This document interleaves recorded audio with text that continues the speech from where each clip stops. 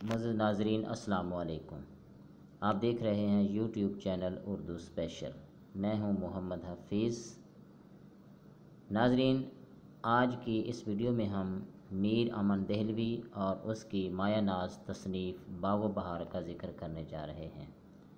آپ سے گزارش ہے کہ ابھی تک اگر آپ نے ہمارا چینل اردو اسپیشل سبسکرائب نہیں کیا تو میرا چینل سبسکرائب کر لیجئے اور بیل آئیکن کو ضرور پریس کیجئے تاکہ میری ہر آنے والی ویڈیو جو ہے آپ تک بر وقت پہنچے۔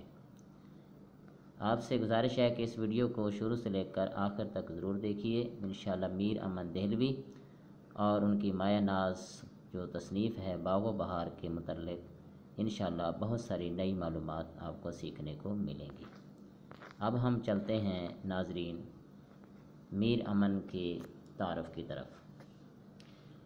میر امن دہلی میں 1748 عیسوی کے لگ بھگ پیدا ہوئے۔ ان کا خاندان شہنشاہ ہمایوں کے زمانے میں عالمگیر ثانی کے عہد تک منصب داروں میں شامل رہا۔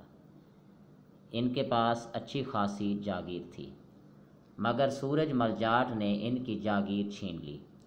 ادھر احمد شاہ درانی نے اس طرح تباہی مچائی کہ سب کچھ تاراج ہو گیا۔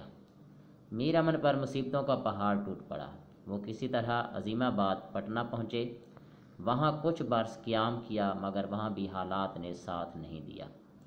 مجبوراً کولکتہ کا سفر کرنا پڑا، وہاں بھی کچھ دن بیکاری میں گزارے۔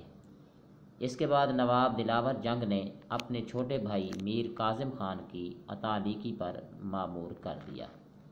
یہاں بھی 2 سال کے بعد طبیعت اچاٹ ہو گئی۔ یہاں کے بعد میر بہادر علی حسینی کے توسط سے جان گل کرسٹ سے شناسائی ہوئی اور میر امن فورٹ ولیم کالج میں ملازم ہو گئے، جہاں 4 جون 1806 عیسوی تک تصنیف و تالیف کا کام کرتے رہے۔ فورٹ ولیم کالج سے وابستگی کے بعد میر امن کو پہلا کام قصہ چہار درویش کے اردو ترجمہ کا ملا۔ انہوں نے جان گل کرسٹ کی ہدایت کے مطابق ٹھیٹھ ہندوستانی گفتگو میں اس کتاب کا ترجمہ کیا اور اتنا عمدہ ترجمہ کیا کہ کالج کی طرف سے اس پر 500 روپے کا انعام دیا گیا۔ انہوں نے عطا حسین خان تحسین کے نو طرز مرثا کو سامنے ضرور رکھا، مگر اپنے طور پر اتنی تبدیلیاں کر دیں کہ اصل کتاب گم ہو گئی۔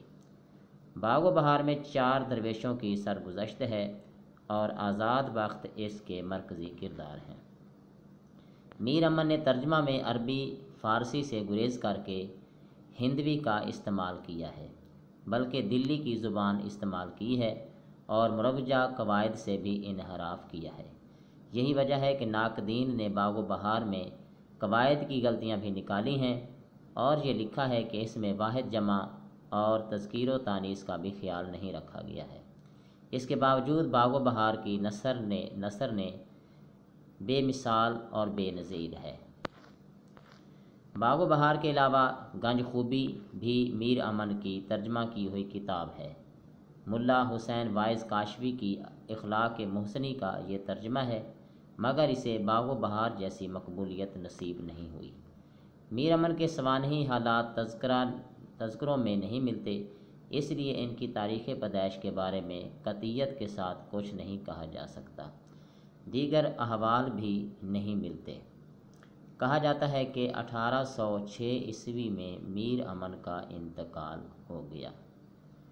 یہ تھی آج کی ہماری ویڈیو، جس میں ہم نے آج میر امن دہلوی کے بارے میں اور ان کی مایہ ناز تصنیف